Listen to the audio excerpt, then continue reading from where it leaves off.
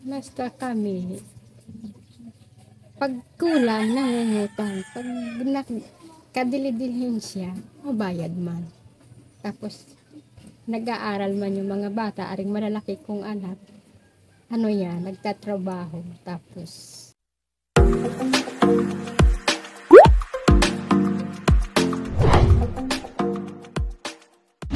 Yun mga kalingap, mga kababayan, may pupuntahan tayo ng isang pamilya, no? At alamin natin kung ano ang kwento nila. Tara mga kalingap, samahan nyo ko para malaman natin kung ano ang nasa likod ng kwento nila. Let's go. Tao po. Ate, kamusta ate? Anong pangalan ni ate? sila. Jocelyn. Ayan, pwede po makituloy ate Jocelyn. Naku, may aso.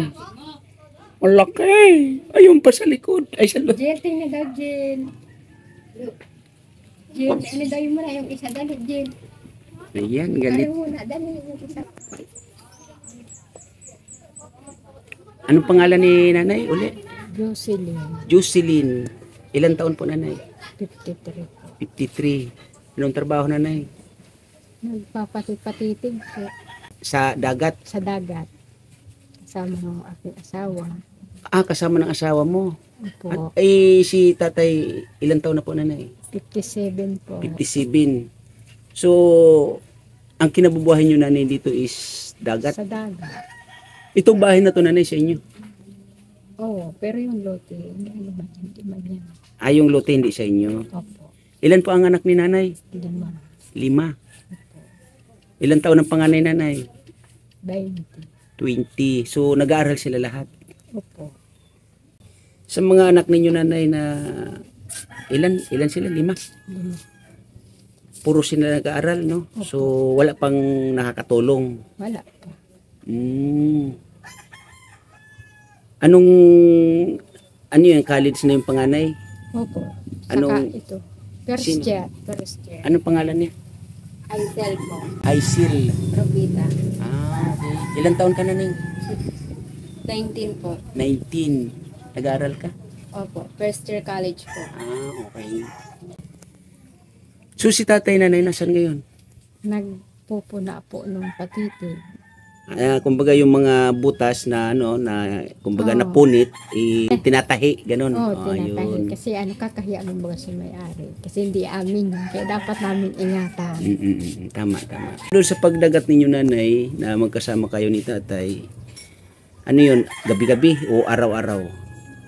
Pag may huli, naitsa kami sa hapon. Tapos magang-maga namin batake. Pag yung naano na ninyo na kumbaga nahango na magkano naman po ang kinikita niyo nanay? Hindi man po pare-pareho. Pag minsan 200 lang, minsan 300, 400. Pag minsan sinuswerte, nakakakuha man kami ng 1,000. Pero bihira man yun. Kumbaga, kalimitan mga 300 lang. Yung sa 300 na yun nanay, ano yun, may kaparte pa kayo or may kahati pa? Hindi, amin na yun. Inyo na. Yun na yung binigay sa amin. Yun ang bali sa inyo talaga. Okay. Kumbaga, hindi permanente yung Hindi permanente kitaan. yung kitaan. Parang ano din yan nanay, parang mga katulad ng driver, ganyan. Minsan malaki, minsan konti. Minsan man pang gasolina lang. Yun. Sa sitwasyon ng pamumuhay ninyo nanay, kumusta naman? Ano naman yung, kumbaga, hindi naman kayo nahihirapan o okay lang ba na maikwento ninyo or malaman din namin yung sitwasyon ng inyong pamumuhay nanay? Basta kami, pag kulang, nangungutang. Pag kadili-dilhin siya, mabayad man. Tapos, nag-aaral man yung mga bata, aring malalaki kong anak. Ano yan, nagtatrabaho. Tapos, Nag-aaral. nag-aaral. Pag kulang man, inaalalayan pa rin namin ang pinansyal. Kasi hindi man lagi na eksakto. Pero sa pag-aaral ng mga anak ninyo nanay, wala namang na-delay or walang na-late. Kumbaga, imbis na college na sila is high school pa sa ngayon. Kumbaga, tuloy-tuloy naman yung kanilang pag-aaral. Yung panganay ko po, tumigil yun ng 1 taon. Dahil Eh, sa anong naging Ay, dahilan? siyempre, di ba nito mag-pandemic, kailangan may cellphone. Hindi man namin kayang bumili. Nagtrabaho muna siya tapos nung magtrabaho siya, nagkaroon ng cellphone, tapos yung ama binigyan ng pare-pare din ng bangka. Kaya nung ngayong taon, first year college din siya kasabay niya. Kagaya niya, siya ay nandoon, nagtitindira para mabigyan din siya. Magkano naman yung sinasahod niya doon sa pagiging isang tindira niya? Hindi, wala man siyang sahod. Kumbaga, di siya nag-aaral. Bibigyan siyang pamasahe. Pag saka yung gagamitin niya, binibigyan siya. Pero pag siya naman, hindi man siya makasabi doon na ganito ang kailangan ko, pupunta sa akin, hihingi. Yung bigay sa kanya, yun na yun. Okay. So, kumbaga, ang nangyayari, pag pumasok siya, bibigyan siya ng pagtrabaho niya doon. Kung wala siyang trabaho doon, is wala naman siyang sahod. Walang permanenteng Hindi sweldo. man siya sweldo. Ah. Kumbaga nga, pinapa-eskwela na siya doon. Kaso, pag mayroong pangangailangan siya na kulang, hindi siya makasabi sa akin pupunta. Kaya Ayun. nakaalalay So, man ako. nakaalalay pa rin po kayo. Oo. Kumbaga, kung ang magpapaaral talaga is kayo, walang trabaho Hindi yung mga kaya. anak. Hindi kaya. Hindi kaya. Hindi kaya kung ako lang. Kasi dalawa yan nagka-college. Tapos may isa akong high school. Ano pala tong mga anak mo, kumbaga masisipag? Ayan. Kaya sila ay ganyan, parang self-supporting sila. Gusto nila, makatapos po sila sa pag-aaral. So, ngayon nanay, yun nga, may naglapit dito sa akin na puntahan daw po kayo. Kasi ang nano dito yung inyong anak na, anong pangalan ng anak ninyo, yung kanina? So si Aisil. Aisil. Pwede po bang makakwentuhan siya, nanay? Yan. Anong pangalan ni ate? Aisil po. Aisil. Kanina na banggit mo is 19 or Yes po. 19 years old. Opo. First year college. Opo. Okay. May boyfriend? Wala po. Bakit? Kailangan mag-eskwela po nga na para in the future, makatabang ka sa family. In the future is makatulong sa family. Opo. Then, ano pa yung mga, kumbaga, siyempre, nandiyan ka na, first year college ka na, may mga plano ka na, di ba? Opo. Pwede bang malaman namin or may kwento mo kung okay lang sa'yo? Opo. Sa ngayon po, focus po nga lang sa pag-aaral. Tapos, pag nakatapos, makahanap ng magaya na ning na work para makatulong sa family. May tanong lang ako, Aisil, no? Opo. Sa sitwasyon na ganun, yun nga, tulad ng kwento ng mama mo, na ikaw ay isang tindira, tama? Opo. Ano yung kondisyon ninyo ng amo mo doon? Pwede ko bang malaman? Nagtitinda po ng mga gulay. Ang condition po namin dito is ning amo yun po yung nakakatulong parang sa pangpamasahe ko po sa pang-araw-araw papasok sa eskwela. Amo po yung digdo po nagakwa. Doon kinukuha. Opo. Wala kayong exact na monthly? Wala po. Basta pag wala po akong pasok, nagbabantay po ako ng tindahan. Wala kang pasok sa school? Opo. Okay. Ang nangyayari pala, kumbaga, basta pag ka sa school mo, free ka, magbabantay ka dun sa tindahan na yun, Opo. at ayun, bibigyan ka ng pamasahe Opo. para sa pagpasok mo sa school din pag-uwi ng bahay, no? Opo. Hindi doon kinukuha yung halos pangangailangan mo sa school o hindi pwedeng asahan din yun yung pagtatrabaho mo bilang isang tindira, no? Opo. Hindi po. Yun. Sa ngayon, ano yung siyempre yung kwento nga ng mama mo na kung sila yung magpapaaral sa inyo ay hindi nila kaya.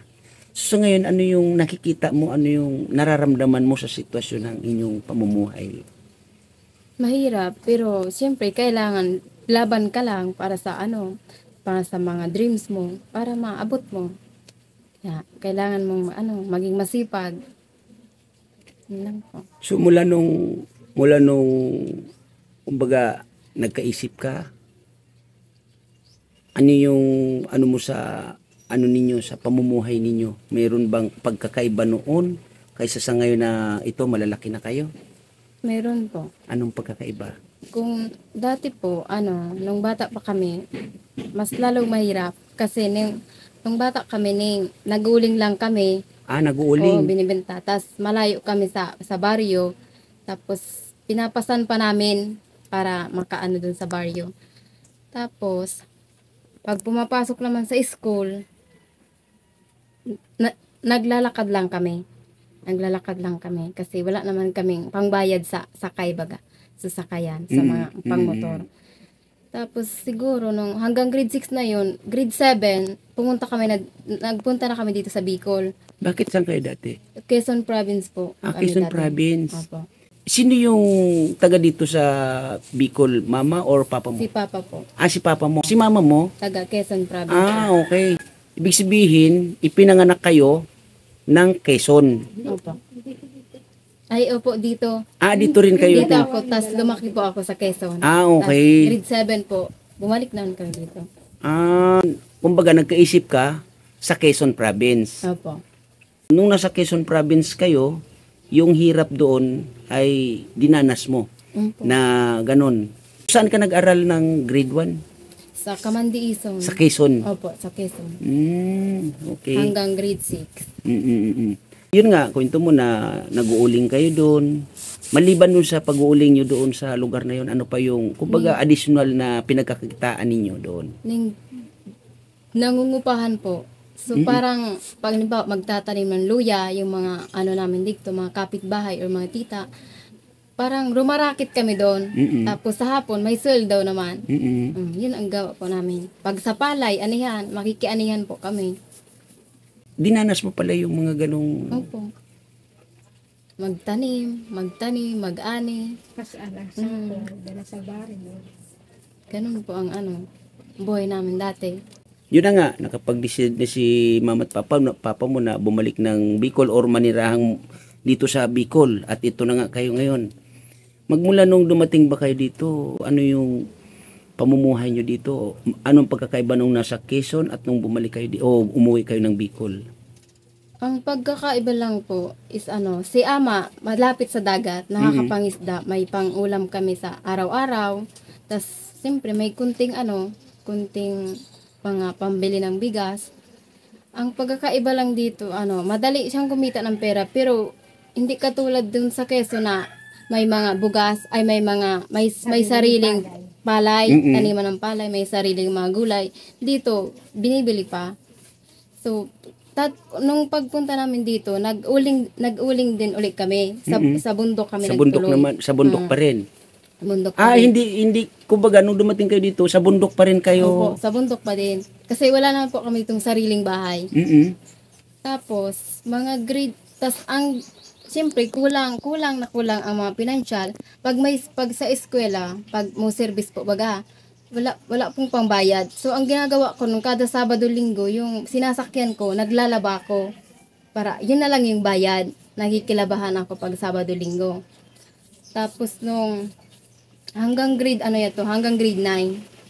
Tapos, grade 10, nag-pandemic na, siyempre, mas lalong mahirap ang buhay. Grade 11, grade 12. Tapos, nung grade 11 ako, yun na nga, nakapunta na ako doon sa pinsan ko. Nagtayo yun ng tindahan. So, syempre, naisip ko na para masuportahan ko yung pag-aral ko, hindi magtinda. So, kaya pag walang pasok, or nagtitinda ko dito. Okay. Yung hirap na pinagdaanan ninyo doon sa Quezon, ay ganun din yung hirap na pinagdaanan nyo dito. Opo. At kung tutusin, mas malala dito. Opo. Kasi yun nga, doon sa Quezon, yung may bigas, malawak ang Hindi na nabili lang hindi na- manok, itlog. Nagtatanim na lang po kami. Nagtatanim kami. basta ang importante doon is magsipag ka lang. Opo. So yun nga yung pagkakaiba, no? So sa ngayon na ito, nandito ka na, first year college ka na, Opo. ano yung another na, kumbaga, mas pagpupursigihan mo para, kumbaga yung hirap na pinagdaanan ninyo is maibsan sa pamamagitan mo or sa pamamagitan ng mga kapatid mo na nag-aaral or kahit sa'yo. So ngayon po, ang gusto ko lang is ayun nga po sabi ko kanina makatapos para yung mga kapatid ko ba po matulungan ko pa po sa pag-aaral. Kasi alam ko naman po na hindi yan to kayang suportahan ni mamo, ni papa kasi kulang sa pinansyal. So yun po yung gusto ko, makakuha ng trabaho tapos matulungan ko sila. So pag natapos ka, ano yung mo na trabaho? Pa. Ano yung gusto mong trabaho sa pag natapos ka or nakapag ka ng college? Ano yung inaano mo pala ngayon? Ano yung ano tawag niyan? Kurso, pinaka-kurso mo sa ngayon. Ang kurso ko po is education. Pero ang gusto ko po pag nakagraduate ako, ang gusto ko police. Criminology. Opo. Kasi yun po yung gusto kong course kaso hindi kaya nga ng financial, malayo. So kailan diyan na lang muna ako para less gastos.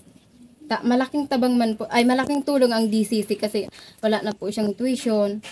So, yan po. Kailangan tiyagaan ko. So, ito tayo sa ngayon, no? Ano yung pwede mong mahiling sa mga kapanood sa inyo? Ang gusto ko lang po is makatapos, tulungan lang pong makatapos ng pag-aaral. Yun lang po ang niling ko. Ang gusto mo lang sa ngayon is yung matulungan ka para makapagtapos ka sa iyong pag-aaral. Okay. Bakit ano ba yung pakiramdam mo sa ngayon na ito ka ngayon? Posible ba na may mga kakulangan? May kakulangan po. So, parang laptop, laptop kasi para pag siyempre eduk po kailangan ng mga PowerPoint pag nag-report. Kasi ang ginagawa lang po namin kasi so Manila paper po. Ang gibo naman Manila paper, mano-mano, nagasurat po. Tapos, masyadong magastos. Tapos, pag may mga design, so, pag kailangan pang magpa-print ng mga picture, pag mo provide ko po baga mga example, kailangan pa, mas magastos. Kaya, mas malaking tabang ito, mga PowerPoint. Tabing mas mapadali. Ang pag-abot mo sana sa iyong gustong marating. Nay, ito may bigas tayo dito, Nay. Pagpasensyahan niyo po yan, Nay, kasi yan po yung ating kaya, no? Yan po ay galing Sa Diyos. Yan po ay galing kay Kuya Bal Santos Matubang, Nanay. Salamat po sa kanya. Salamat po sa inyo. Kung wala ang Diyos siguro hindi kayo nakarating dito sa amin. Kapit lang po kami sa Diyos. Yan. Ano lang po tayo, Nanay. Kasi, siyempre, ganun talaga ang buhay. Ang kahirapan is talagang nandiyan dyan, nakaakibat natin. Nga lang, kailangan natin magsumikap para maibsan yan. No? Kaya, sige, Nanay, pagpasensyahan niyo uli yung aking naibigay sa inyo na konting regalo, no? Marami pong salamat. Ito'y napakahalaga na sa amin. So, itong bahay na to, Nanay, ay halos hindi patapos, no? Opo. Yan, open. Open niyo. So, yan, yero. Kailangan lang palitan. Ano na yan? Nga, napansin ko nga pala, no, yung dingding niya is, ito, may pinto to. May pinto siya. Wala siyang, paano kayo pag natulog? Anong nilalagay nyo dyan?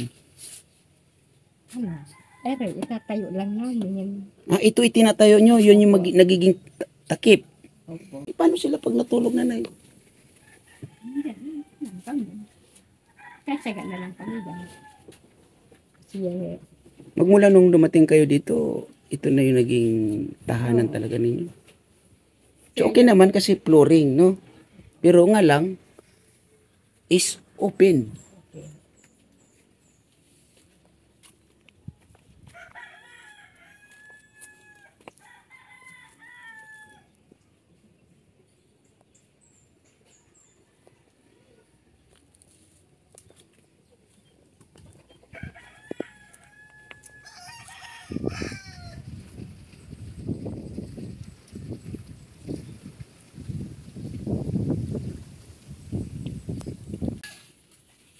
So, yun, Aisil, pasensya ka na.